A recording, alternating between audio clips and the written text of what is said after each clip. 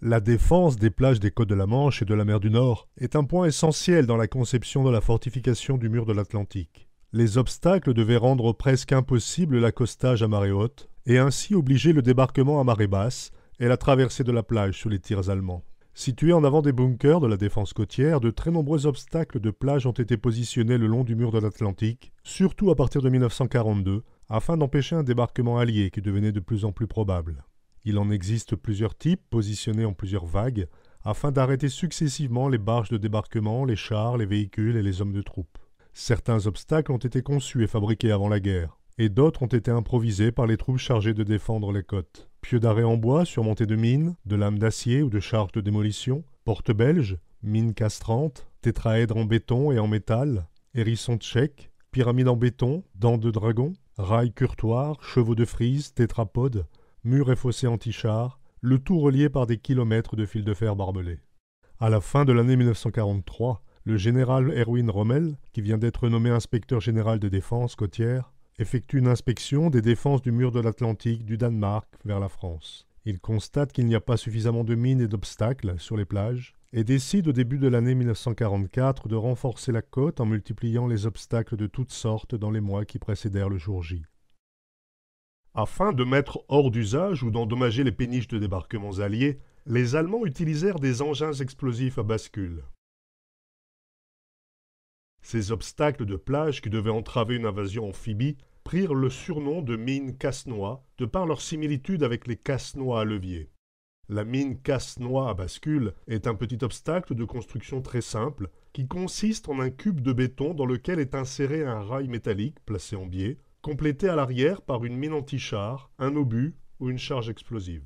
Quand l'embarcation touche et pousse le rail, celui-ci fait pression sur la mine qui alors explose. Les blocs de béton employés pour ce type de mine sont de forme variable. Lorsqu'ils sont cylindriques, ils ont un diamètre de 100 cm et une hauteur de 60 cm. Sur la face supérieure, on trouve le plus souvent un logement creux en forme de T. Sur la face supérieure toujours, on trouve 4 anneaux métalliques servant pour la manutention de ces blocs de béton. En observant avec attention les blocs de béton, on peut parfois trouver une date gravée ou une inscription difficile à identifier et à dater. Il y eut au moins 6 versions différentes de mines casse-noix, activées par le même principe. Ces variations étaient mineures, et on trouvait des mines casse-noix différentes selon les endroits du mur de l'Atlantique. On peut donc les qualifier de variations locales.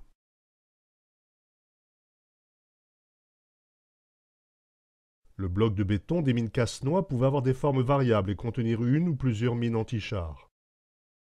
Les mines casse-noix à bascule en forme de H, avec 2 logements séparés sur leur partie supérieure, avaient 2 sens de bascule possibles pour le déclenchement des mines. Les branches du H ont une longueur de 37 cm et la branche centrale 57 cm. L'épaisseur des branches est de 13 cm. Dans chaque branche verticale du H, on déposait une mine plate anti-char. La branche centrale du H recevait un pieu inséré verticalement. Le pieu était libre de basculer en avant ou en arrière vers l'une des branches verticales du H de manière à percuter l'une des mines plates qui explosait, en déclenchant bien sûr la seconde. La mise en œuvre de ces systèmes était difficile. Il fallait rendre hermétiques ces mines destinées à séjourner en permanence dans une eau salée. Différents systèmes furent utilisés avec une efficacité variable. Application de colle-tard et installation de bouchons assurant l'étanchéité du logement où était placé l'explosif.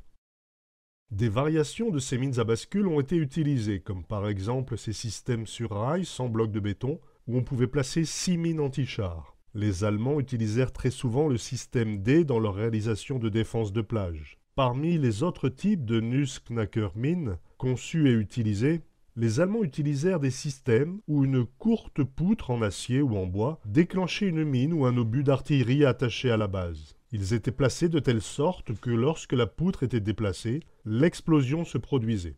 En théorie bien sûr, car en plus de l'étanchéité qui était incertaine, les obus ou les mines utilisées étaient souvent d'anciens explosifs parfois dégradés. Un tel dispositif, déposé en grande quantité sur les plages et associé aux autres obstacles, visait à détruire les navires et engins de débarquement qui heurtaient les pieux à marée haute ou sur le sable. Les Alliés étudièrent tous ces dispositifs pendant la planification du débarquement. Ils reconstituèrent les dispositifs et leur mode de fonctionnement en vue de les contourner sans dégâts ou bien de les détruire.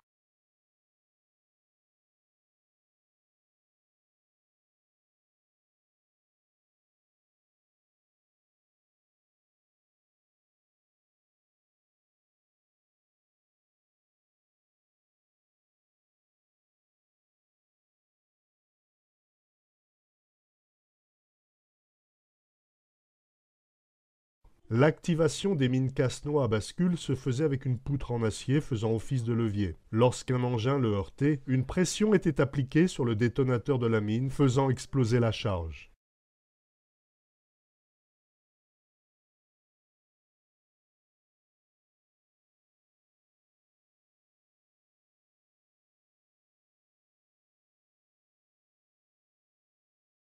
Ces Nussknacker-mines, ces mines casse-noix, étaient équipées de une ou deux mines anti-chars, mais parfois, une grenade supplémentaire de 15 cm était coulée dans le béton, ce qui renforçait alors sa dangerosité.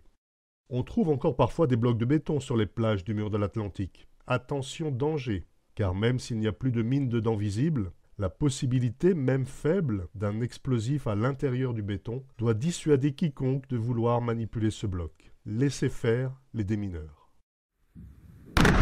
C'est ce qu'on appelle une opération réussie. 8h52, 9h42, 2 explosions retentissent dans 800.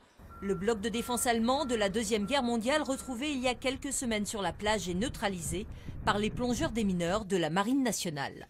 Il y avait deux mines anti-chars à l'intérieur du bloc de défense qui étaient en état de conservation impeccable.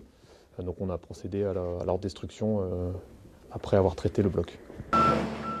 Une opération délicate qui a duré moins de 3 heures, mais qui a nécessité le confinement de la population dans un rayon de 1200 mètres. Ce matin à 6h30, impossible de rentrer ou sortir de cette zone.